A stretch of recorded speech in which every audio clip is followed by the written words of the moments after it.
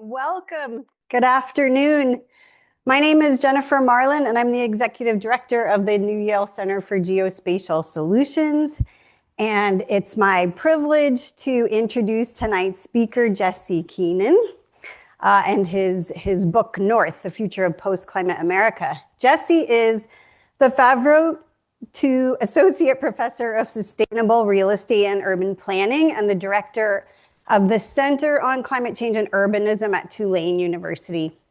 Before Tulane, he served as director and area head for real estate and the built environment at the Harvard Graduate School of Design and as research director of the Center for Urban Real Estate at Columbia.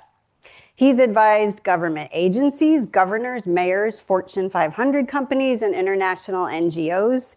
And many of you may know Jesse from his pioneering research on climate gentrification in Miami, which demonstrated that climate risk signals were already reshaping real estate markets. So that work received wide attention from the New York Times, CNBC, CNN, others, and has become foundational to how we think about the intersection of climate change and property markets. So I'm mentioning all of this because it speaks to what makes Jesse a singular voice on these issues. Because he really just doesn't work in one of these disciplines or lanes. He brings together or works at the intersection of the built environment, public policy, climate science, and markets, which is a really rare combination. And I have had the pleasure of coming to know Jesse through our collaboration with colleagues at Climate Check, because we collaborated on a scientific paper examining the gap between extreme heat events and how people perceive heat events and the mismatch between those. And through that collaboration, I came to appreciate how Jesse can really build a coherent picture of what's happening on the ground right now today in diverse sectors, as well as what's coming in the future. And that brings us to his book, North, The Future of Post-Climate America, published by Oxford University Press. And this, I feel, is a book that many of us working on climate issues have been waiting for, even if we didn't know we were waiting for this book. But in this space, many of us spend a lot of time trying to imagine what's going to be happening in the future because climate change is happening so quickly. But we often lack the details that allow us to truly imagine those scenarios and how things are going to unfold. And so this is what this book does. Jesse has spent a lot of time imagining what climate-driven migration might look like, and he understands the trade-offs that are inevitably involved as that unfolds. And there are always trade-offs, and he lays them out with clarity and honesty in this book. And so I really enjoyed the book. I was showing him I have many pages dog-eared already, and it is a sobering book, but it also carries many threads of optimism, particularly about the potential for northern receiving communities, which he'll talk about, to build something more sustainable and equitable in the future as people start migrating. So I think we are making choices every day that are shaping our future right now, whether we recognize it or not. And what this book does, what Jesse has done with this book, is help us see more clearly what those choices will bring and what futures we still have the power to create. And so if you want a better understanding of what's coming, read the book. Highly recommend it. And with that, please welcome Jesse Keenan.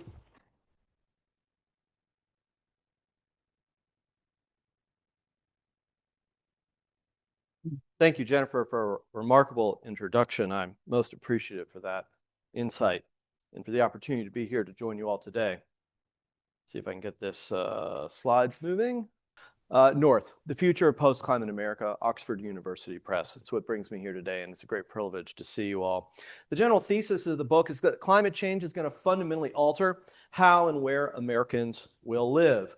And in this sense, the bigger picture here is that we are entering into a geography of risk and opportunity. And we can contextualize this in several scales. One, at a kind of macro scale, the climate is shaping, is already shaping and altering our standard of living and our way of life.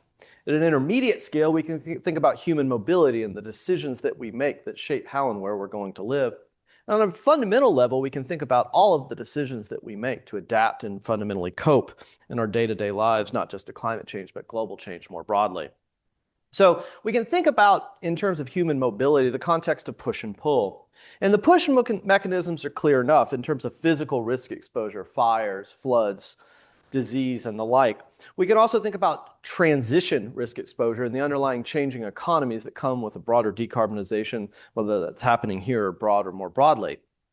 We can also think about climate as interaction with a broad array of chronic economic stresses, in the sense that we should contextualize climate and its underlying influence as not necessarily being deterministic of how and where we will live, but allied with a broad range of considerations to the flow of capital, to affordability, accessibility, and a broader set of economic stresses that face our country, least of which, for instance, would be in the context of housing. And finally, as I get into in the book, and I wish I had more time to get into today, broader declines in human health and welfare. If you begin to think about the public health implications and the broader challenges that we face with the fact that people go on vacation to Disney World and they pick up dengue fever, or they go to Tampa and the beaches and they get cholera today, we may not necessarily realize the broader expanse of regimes of a geography of health from climate, but indeed is already upon us.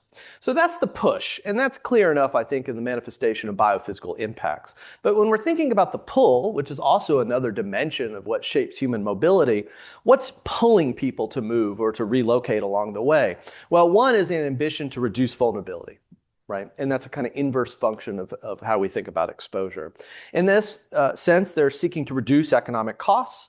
There's a broader mechanism, and we see this in economics literature now, for more moderate ambient weather, and that is the environment and conditions around us. The sun, as we will see here shortly, the sun in the Sun Belt is not as much of an attractor as it used to be.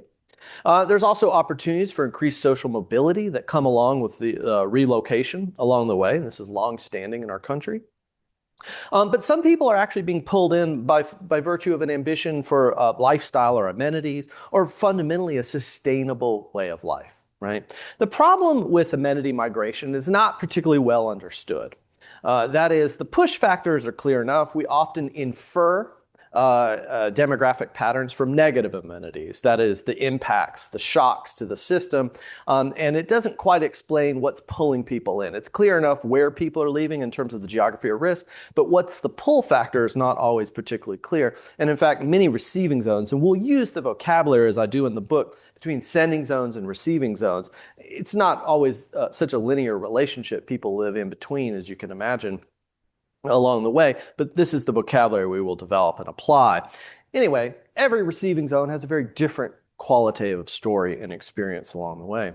So the question is, who's on the move, right? And we'll define the move, if you will, in terms of everything from local relocation, which is what many social scientists tend to think is the sort of dominant, at least quantities of people will be moving relatively locally, and transcontinental climate migration. So a huge broad scale here, both in time and space.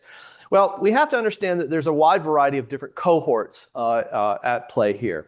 On one end of the equation, we have the episodically displaced. These are people who are displaced from the storms, the floods. I think we can relate to and understand this quite simply enough. On the other end of the equation, we have preemptive value investors. We have people who are truly trying to deploy capital and invest where they think people are going to be moving, that represent lower comparative risks along the way.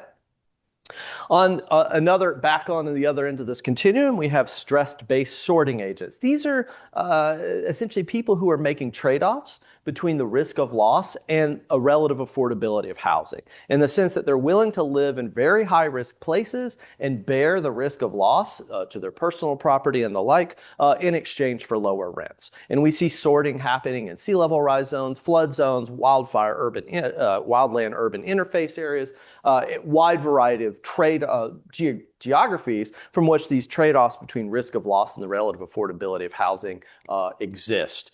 We also have people who are circumstantial opportunists. And circumstantial opportunists are those who may not necessarily be driven by climate or climate information or risk information in one direction or the other, but when presented with information, particularly in a transactional context, they actually elect to invest in property as a function of a kind of de-risking exercise, right? If we have two equally positioned properties, amenities and everything else being more or less equal, but they represent two physical risk dimensions with climate, two different flood FUD factors, if you will, along the way, they will elect to invest, rent, buy in the property that has a lower comparative risk. So the circumstantial opportunists are a very important dimension of our economy. And finally, we have the electively mobile. These are the people with the wealth, the labor skills, the resources, and the capability, not just the desire, but the capabilities to be on the move. And we very often, I think it's important to stress the diversity of these cohorts, because we very narrowly, I think about the episodically displaced. And that's, again, I think clear enough in terms of being pushed out along the way in terms of relocation and human mobility. But there's a wide variety of cohorts here with different motivations and ambitions and capabilities more formally. So the question is, how many people will move or relocate along the way? And there's competing perspectives on this. If you talk to demographers, say, well, people follow fairly predictable mobility patterns. Most of this movement that we speak of in this context is intra-county or relatively local. And they're really almost entirely agnostic as to inbound international climate migration, right? It's really a domestic, there's very clear divisions between domestic and international in this regard. Among social scientists more broadly who are doing the more quantifications or the modeling side of this, they really struggle to incorporate adaptation, right? The whole course of human civilization and settlement is grounded in ingenuity and adaptations that are boundless and endless. And it's very difficult, particularly from a social science or behavioral point of view, to incorporate these into the various models. That is how we incorporate in situ adaptation along the way. Now, we have advances that have been made, particularly in agent-based modeling, that have been significant. But these agent-based models, as insightful as they may be or appear, are dependent on survey data. Very localized survey data that's trying to highlight various types of preferences for how and where people assume or take on or transfer or manage risk, and how that even shapes their decision making about how and where to live. But it's very difficult to scale these preferences, to scale that survey data, and it has struggled. No doubt there's been advances, but it is at a relatively early stage of the broader maturity of the field. Now, if you ask economists, perhaps the least interesting of the group, they say, well, people largely follow the jobs in terms of wage differentials and economic opportunities. There will be some resource-dependent industries that will relocate, but it sort of nets itself out. Nothing to see here along the way. So the answer to the question is no one really knows. It's certainly likely to be in the millions. If you look at, for instance, the work of Matt Hauer, a leading sociologist and demographer, tens of millions of people. Of course, we're a relatively large country, 344, 42 million people now.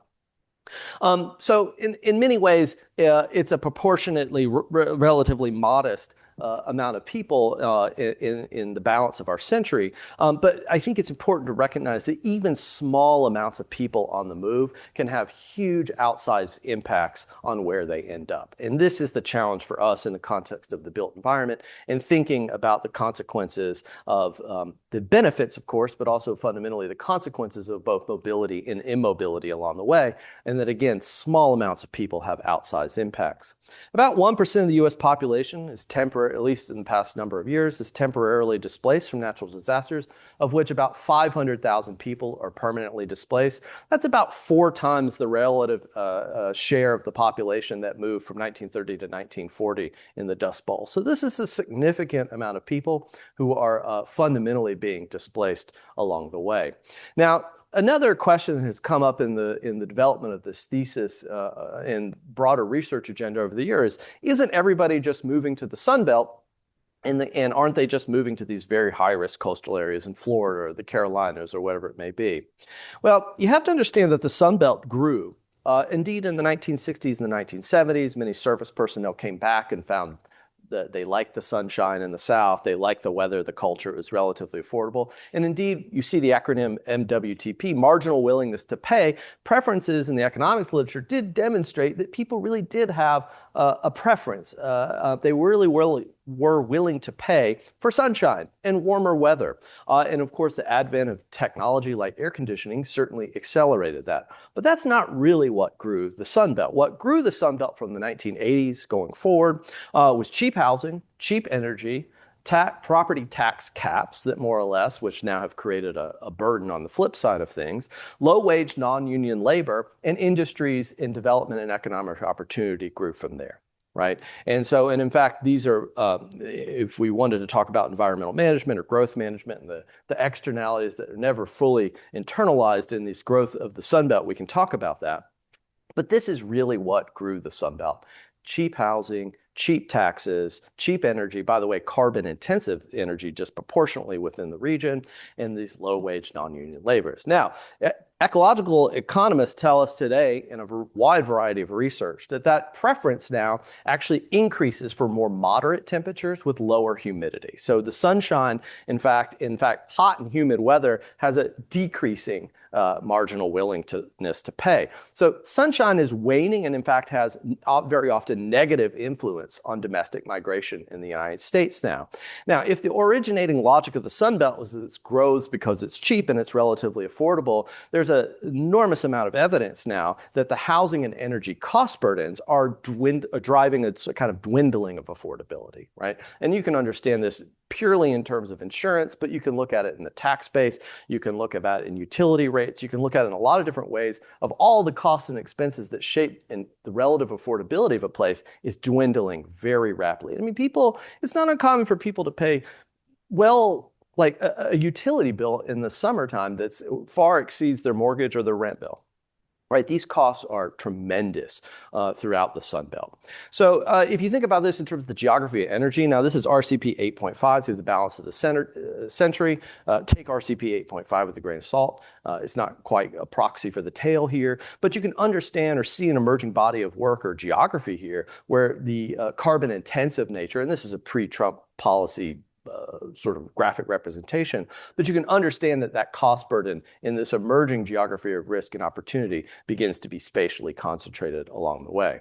Now, a number of years ago, some colleagues of mine at the Federal Reserve Bank of San Francisco began to look more formally at this broader thesis of understanding where people are coming from and where they're moving to.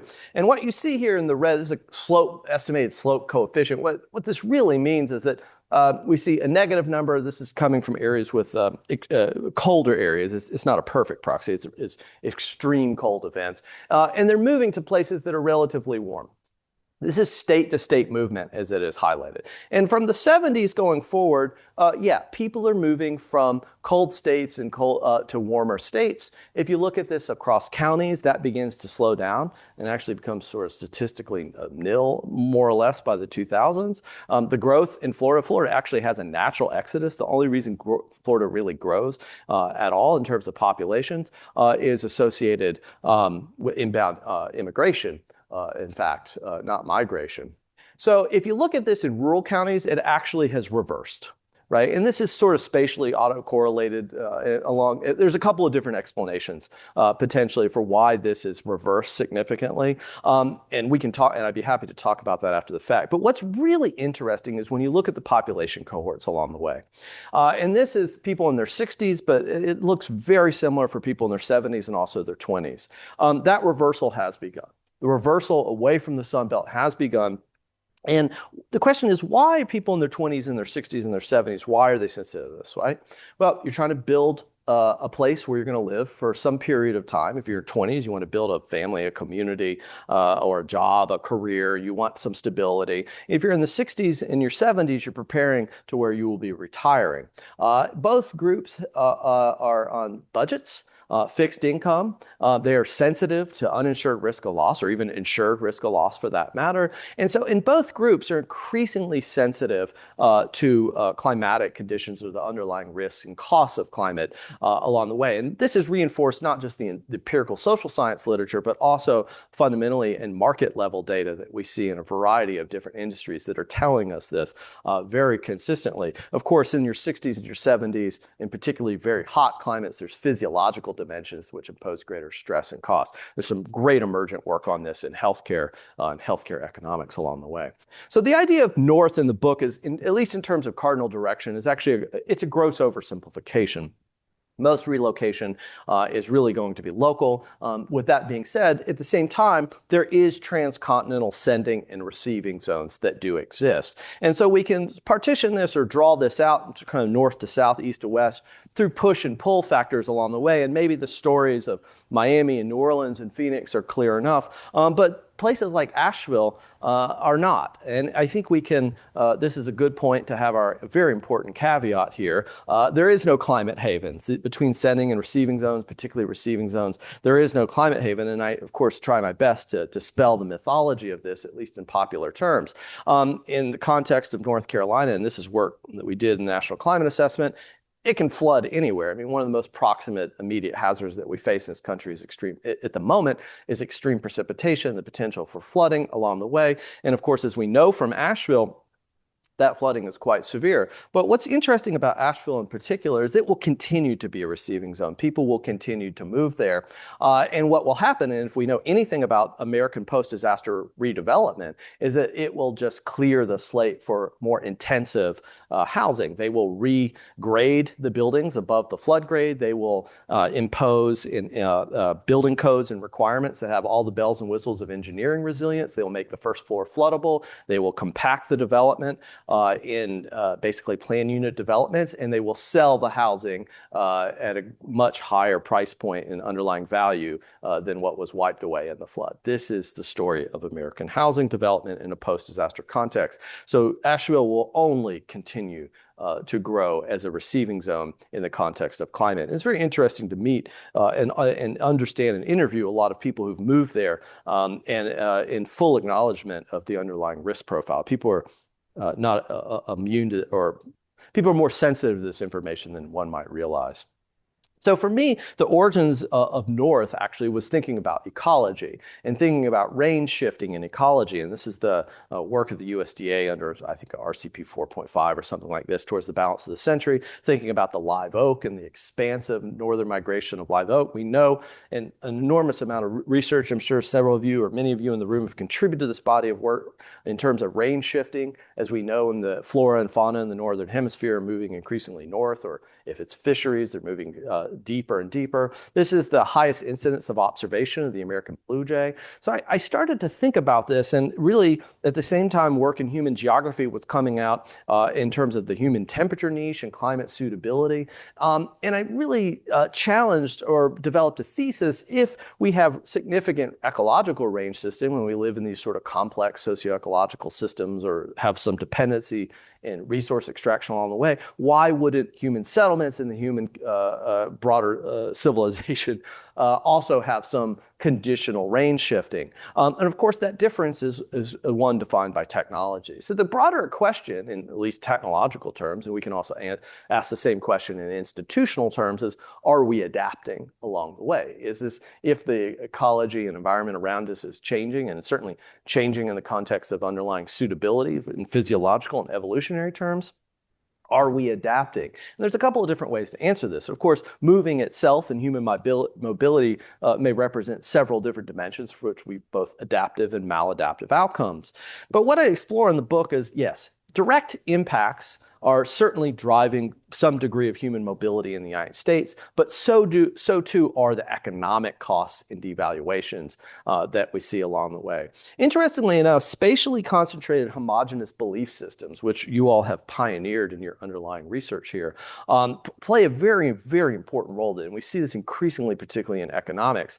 You have to remember, in the post-war period, we've grouped ourselves among race and class and what economists call like-minded agents. And the one consequence of that is very much spatially concentrated belief systems. Now, that can work for us if everybody believes in climate and the value of making public investments in local land use decisions and planning, permitting decisions to de-risk the environment and decarbonize the environment. That's great. But what we see across the Sun Belt is a kind of entrenchment of maladaptive behaviors that are actually just pushing off fundamentally tough choices that have to be made about who moves forward and who gets left behind. I also explore in the book another sort of set of conditional factors associated with federal adaptation policy. And even during, let's say, an Obama or a Biden administration or a recent Democratic administration, how fundamentally difficult it is for the federal government to play a role in broader adaptation policy. And in fact, what I talk about in the book is that more or less the Biden administration came to a very explicit understanding that they would not pursue adaptation.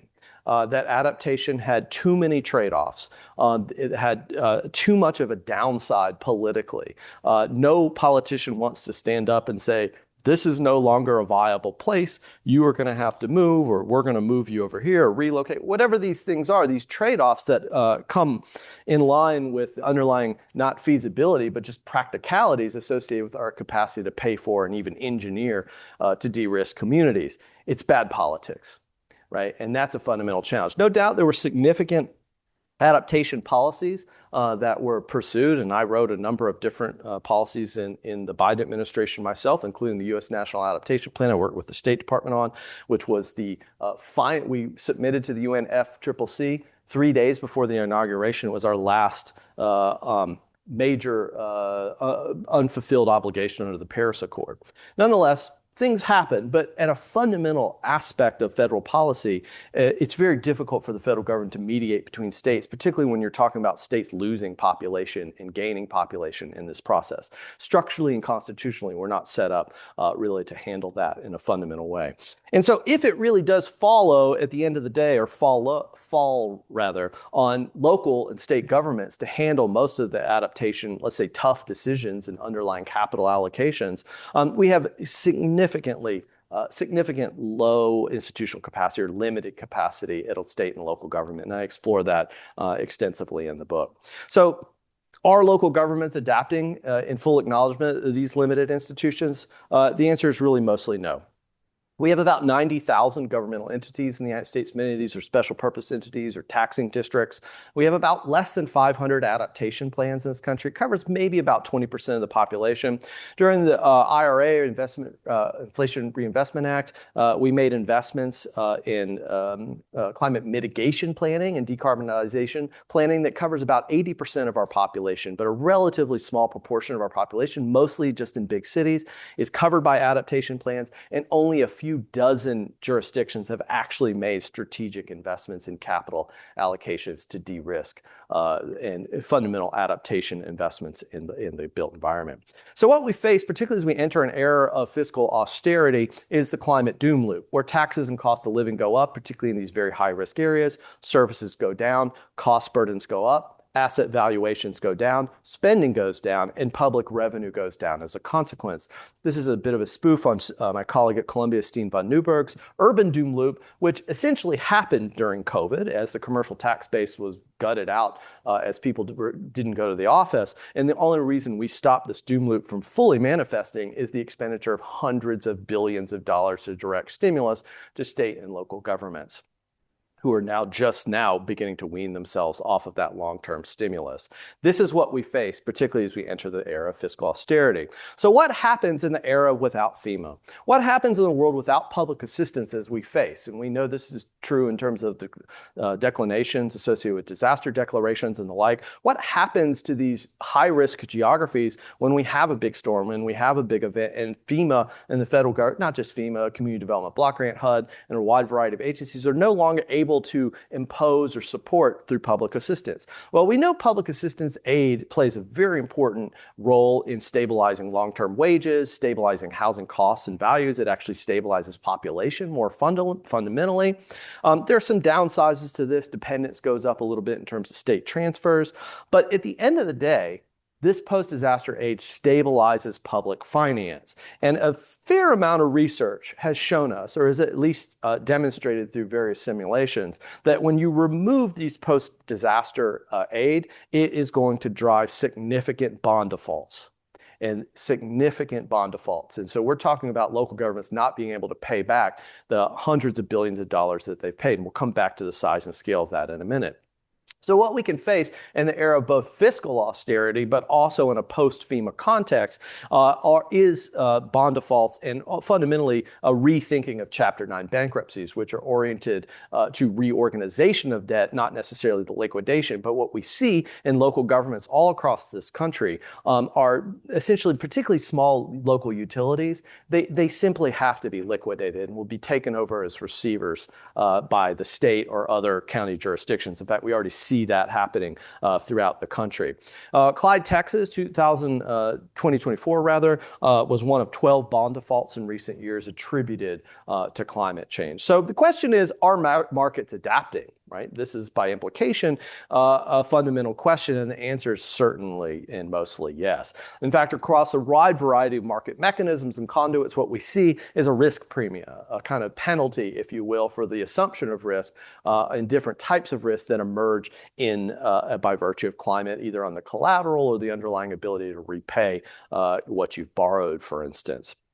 And there's a kind of, let's say, a range of robustness or relative maturity in this research, and it's a range of different distributional implications along the way. But we can think, at least in the context of a household economy, insurance, mortgages, housing, and municipal bonds, is a very rapid adaptation of Wall Street that often feels, at least the perception of a kind of maladaptation to consumers. That's not necessarily a correct trade-off.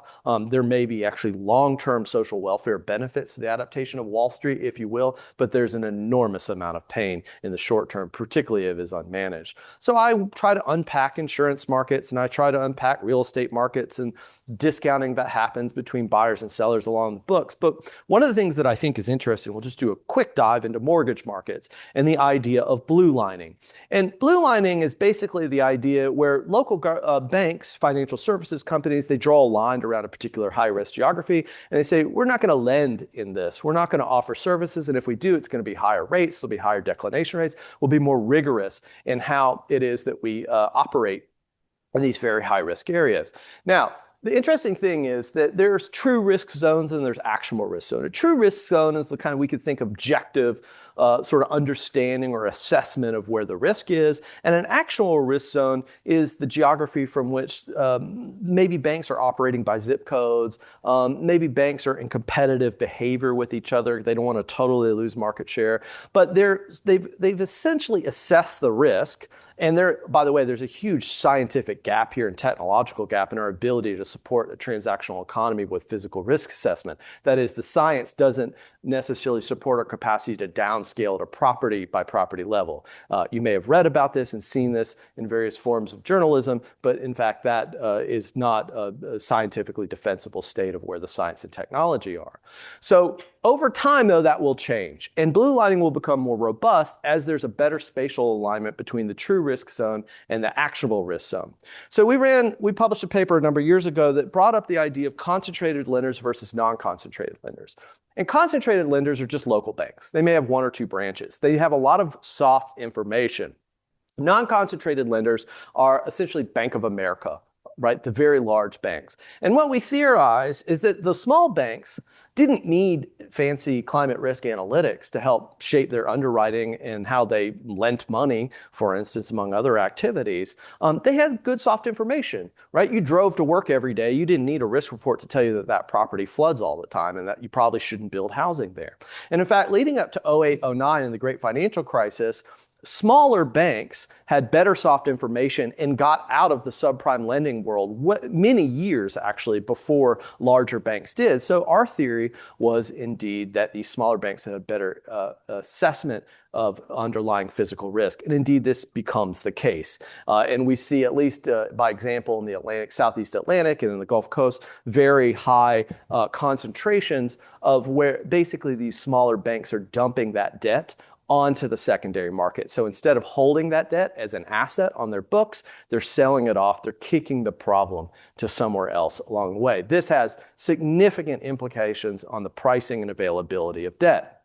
Now, to take this one step further, before we back out of this, about 30 to 50% of the market, depending on where you are in the mortgage market, is what we call fintech lenders, right? You can go on an app. Why would you need to ever talk to anybody in real life about your finances? You can just put in your social security number and you can borrow money and get a mortgage on your app. This is a lot of people do this these days. Now, the downside is the companies, they're using a lot of hard information, right? They don't have an ability to harden the soft information, if you will. And so the traditional lenders and what we see, and we have a work that I cite here in the book, but is coming out in more papers, is essentially in these very high risk zones, for instance, wildfire zones. Traditional lenders are adapting, and they're adapting very fast. Higher declination rates for people in really high risk areas, shorter terms, so they'll lend you the money, but maybe not for as long. Higher interest rates, that's straightforward as a risk premium, and lower loan to value ratio, so they're not going to loan you as much money. So the traditional lenders, they're for sure adapting. They're moving very fast. The fintechs, though, are actually coming in behind the traditional lenders and gaining market share in these very high risk areas. So they're delaying and clouding the signal to the marketplace that maybe you shouldn't live here because it's become increasingly more expensive. Now, the problem with this, that's one problem. You're delaying a recognition of the kind of price signal theory, and we can challenge that in a couple of different ways. But the more fundamental problem is that capital markets investors, the people who and institutions who buy this debt, teachers unions in Japan, I mean, global asset investors, institutional investors are increasingly requiring climate risk assessments in their purchasing. This is the housing market and debt market in the United States, the second most liquid paper in the world behind the US dollar. It's an enormous marketplace. But these institutional investors are increasingly becoming sensitive to the concentration of risk in their portfolios through climate risk. Outside of the United States, it's a much different regulatory landscape, and we are beginning to see the consequences of that. So we could talk a lot of different, or look at a lot of different dimensions of the private sector, but more fundamentally, a question we have to ask ourselves is how is the private sector itself shaping public sector adaptation? So if the market itself and the private sector is adapting very quickly, how is this shaping our capacity to work collectively, or in less even constitutional terms, to adapt for the broader good? And I love this quote this is from the economic report, the annual report of the Council of Economic Advisors during the Biden administration. The government action that targets constraints and market failures that impede adaptation should be most effective in supporting and enabling private action rather than crowding out actions that would have occurred anyway. The translation here is good luck, you're on your own. Right? That the scale of our economy and the multi-sector complexities of our economy are such that the adaptation challenges that we have before us defy the capacity. Simply no sector alone, or simply the federal government alone, could not possibly begin to fundamentally structurally engage in a broader realm of adaptation. I don't believe this. I think this is one of the deeper neoliberal failures of the Democratic Party to adhere to this underlying economic philosophy. I think we need to fundamentally challenge and rethink our priorities in public investments as opposed to socializing risk. But this was certainly a position of the Biden administration. And in no area does this hit home than in the muni bond market, how we pay for our teachers, for our local infrastructure, for the water that comes out of our tap. So there's tremendously important research that's been made that shows basically an increased borrowing cost in high-risk areas. And the greater the risk, the higher the borrowing cost. This is being driven by credit rating agencies that are imposing these requirements along the way. The physical and transition risks are now understood as a basis for material risk in regulation. So the securities themselves are being forced to recognize this, not just what it is in terms of sort of discrete risk assessment, but also how you mitigate it and manage that risk. And what they're really afraid of, I mean, what are we really scared of for a 10-year bond call or a 20-year bond call, is the capacity of local governments to draw upon a property tax base and a sales tax base to pay back their debt. And by the way, there's insurance products now out there for local governments. So in case half of your tax base gets burned down in a fire, which has happened in recent years, you will be able to pay back your debt. So there's a marketplace in adaptation itself within muni bonds. Some research that came out of just a few years ago, something like 30% of local revenue all across Florida was deeply impaired by just a small amount of sea level rise moving forward. And interestingly enough, the premium or the risk premium in the bond market actually is larger for longer term bonds, which makes sense. The longer you're willing to make this investment as an investor to lend to a local government, the greater the risk on the horizon as climate change accelerates by some measure. The good news, though, is that for those local governments that are engaged in investing in adaptation and trying to increase or de-risk more or less their underlying portfolio of debt, it's reducing their borrowing costs. So it's working in both directions along the way. Today, about 10% of the municipal bond market in the United States is subject to some dimension of material physical climate risk. That's about $420 billion at risk. And there's excellent research that shows these correlations in floods, coastal hazards, wildfires, and the like. Some uneven emergent evidence relating to droughts. Droughts are really phenomenally interesting, particularly in the high growth area like Texas. So what we face in this broader adaptation of the marketplace is the climate intelligence arms race. There is a race to commercialize science and technology to benefit from the asymmetry of information to make money on climate change and to steer the flow of capital, both public capital, but also private sector capital, in the interest of this arms race. And so we tend to think, and I think more broadly, we make the assumption that through democratic processes, we'll get to dictate who moves forward and who gets left behind in this broader realm of adaptation. And some people may politically benefit in terms of in situ adaptation or benefits to remain in place. And for those that are displaced at the hand of climate and climate impacts, I think we can understand and appreciate that. But what we're not appreciating is that there will be many people who will be forced to relocate at the hand of the market. That is, that the pricing and the adaptation in the marketplace is imposing costs that are aligned with a wide variety of economic stresses, both climatic and non-climatic, to shape people's option and to shape their underlying mobility and immobility outcomes. The market is already doing this in very broad terms. So I return to this idea of the geography of risk as our colleague Eric Tate at Princeton, his work on the convergence of social vulnerability and flood. You can think about mortality, again, RCP 8.5, take it with a grain of salt. Economic damages weighted by the value of human life. You can think, again, returning to the human temperature niche. And so this raises a question, if we have this emergent geography of risk, where's the geography of opportunity? And this isn't my work. This is the work of a large group of urbanists and architects and geographers and various social scientists and physical scientists who've tried to understand where are the places where there may be opportunity, in full acknowledgement that nowhere is safe and that there is no climate haven along the way. And these places, many of these places have already been observed to have some receiving zone capability or ongoing movement of people there because they perceive it as a lower measure of risk. It's not just in the north, if you will. Ocala, Florida is one place that is growing tremendously because people are moving off of the coast. They're moving off to very high risk, very high, expensive areas that are subject to very large wind insurance risk premiums and a slew of other costs of living on the coast. And they're moving to the interior of Florida, and the interior of Florida is growing. Ocala is now larger than Tallahassee. I think it's the third fastest metropolitan area, growing metropolitan area in the United States right now. 50,000 home units, 85,000 home lots. In a country where we barely build 1 million homes a year, this is an enormous amount of housing production, and the evidence is pretty overwhelming on a number of different fronts, qualitatively and quantitatively, that climate is playing a major factor in this concentration and urbanization of Central Florida. By the way, this isn't just Ocala. This is happening in Gainesville and a broader realm moving north into Central Florida. So climate havens are indeed a peril, and I challenge that. And they are more or less a creation of the media, and we have to acknowledge that nowhere is safe. And that what is driving receiving zones today is really this perception or relative perception of the underlying risk, and in full acknowledgement that receiving zones are indeed pretty well observed at this point. And there's challenges along the way. We can't just think about economic development as a receiving zone. We can't just market to people. We have to think about long-term planning to accommodate and manage this growth.